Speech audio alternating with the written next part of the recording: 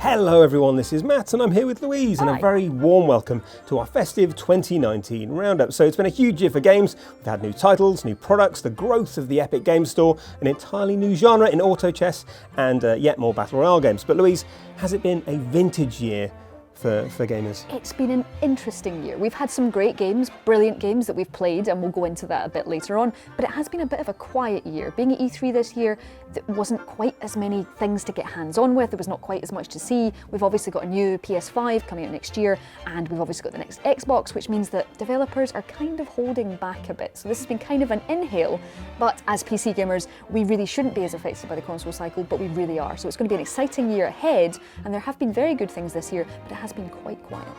It has, and of course we couldn't talk about 2019 without taking a closer look at all the brilliant Logitech G products, which is something we're going to do right now.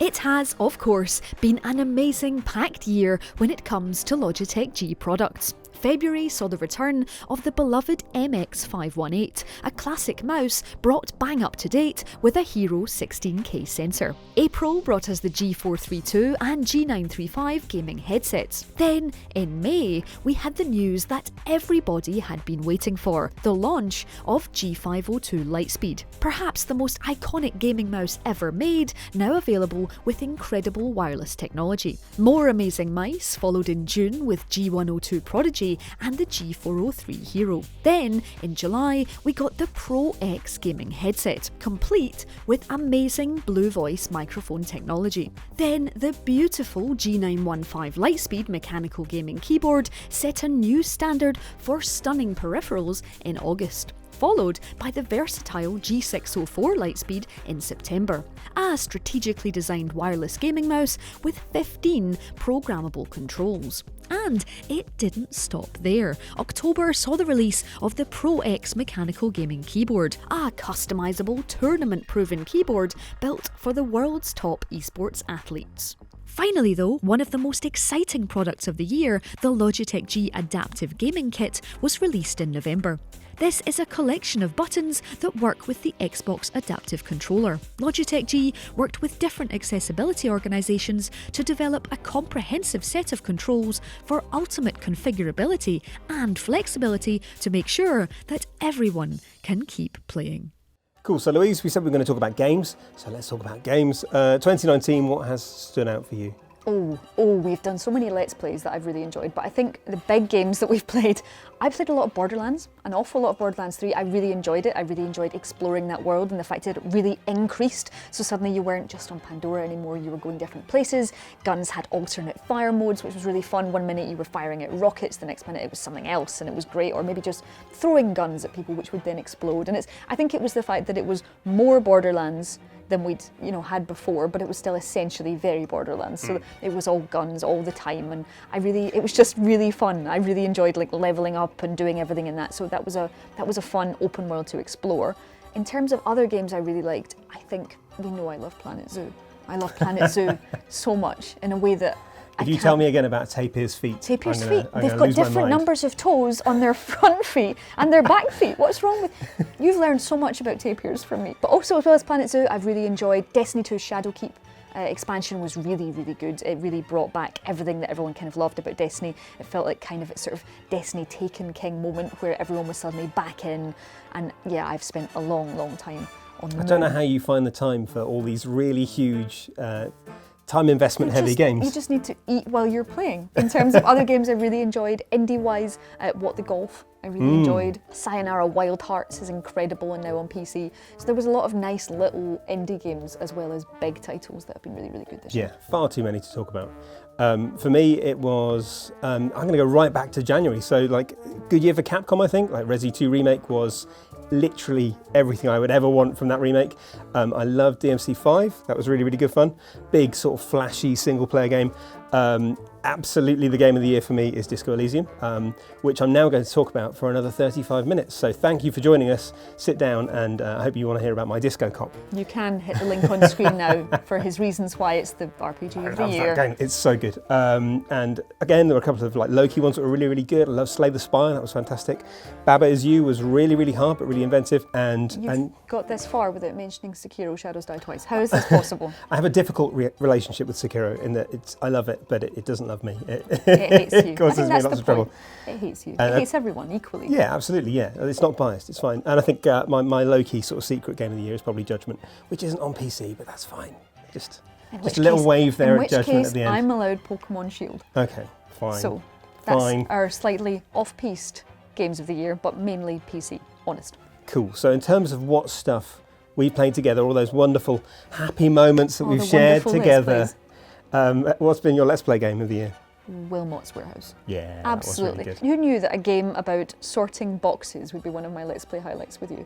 But it really was. We had such a nice time. We grouped all the right things together and the right colours together. I was so sceptical at the start. I was like, what is this game about boxes? You were really mean. Is this really mean. Are you trying to make me learn? So they're hats, so they're not going in winter. Right, but they're winter hats. But they're not going there because they're hats.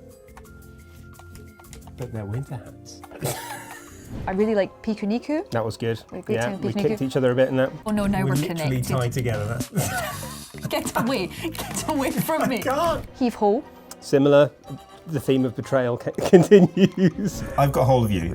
Okay, so if you let go of everything, I'll still have you. No, if I let go with my left hand, okay. See, I've got you. Right, don't let me go. So don't let me go. So I'm going to let go of my left hand when I'm up here.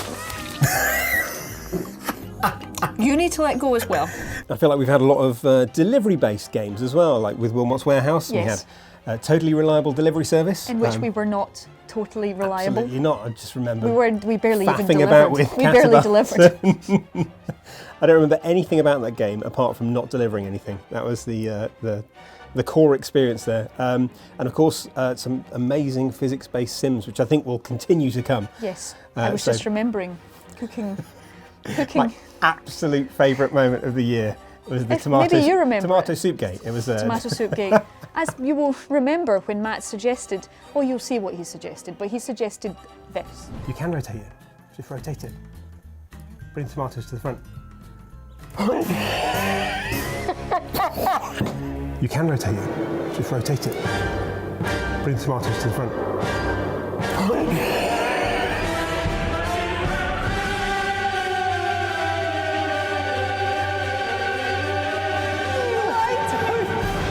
That was totally valid advice. Like, I meant rotate it as in, there's more than one way to rotate a pot. Well, I rotated it in the way that, yeah.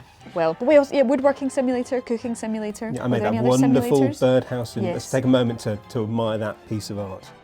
You have made the closest approximation to a bird box. You drilled that little cloud-shaped hole. Extra features. It's got a pool. Ventilation, that's damp proofing. Loads of ventilation. Yeah. I mean, the bird's children will just plummet from that to the very pool well below. ventilated. Wonderful. There it is, your masterpiece. How many birds died using that? And of course we had the sleeper hit of 2019, the game that literally no one was expecting, Untitled Goose Game, which we also played. We did, and I got to chase you, or a child that looked a lot like you, into a phone booth and honk desperately at you. I was vicariously traumatised by that. It was good. Quite the moment. Get in the phone booth. Get in the phone booth. Get in. Get in. Go on. Yes. Get in. I can't believe that worked. You're going in there with him like there's no escape. No. Shut the door. Okay. Yes. So how are you going to trap him in there? I'm just going to stand here. Oh, okay. Just.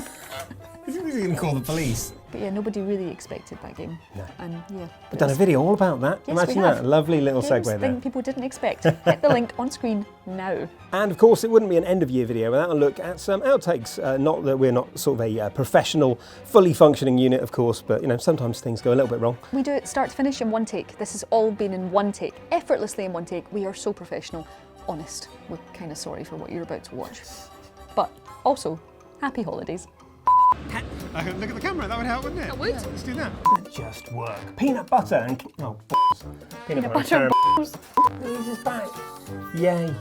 Yay. You sound more enthusiastic. Yay. Yeah, we do. You're a professional. Yeah.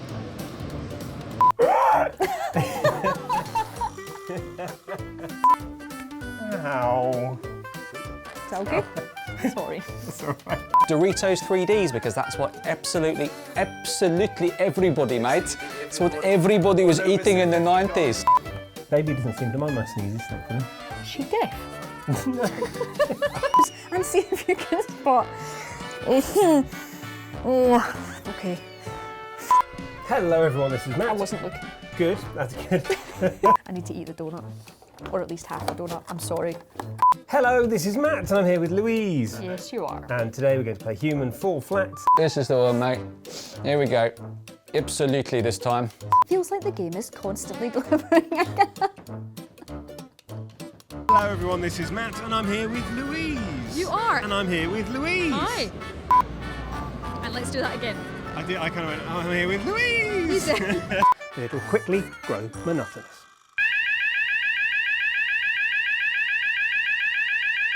So that's it for another year. Let us know your highlights of 2019 in the comments below. Drop us a like if you enjoyed the channel this year, and subscribe to Logitech G for more gaming features and Let's Plays in 2020. If you do already subscribe, hit that notification bell so that you know when our next video lands.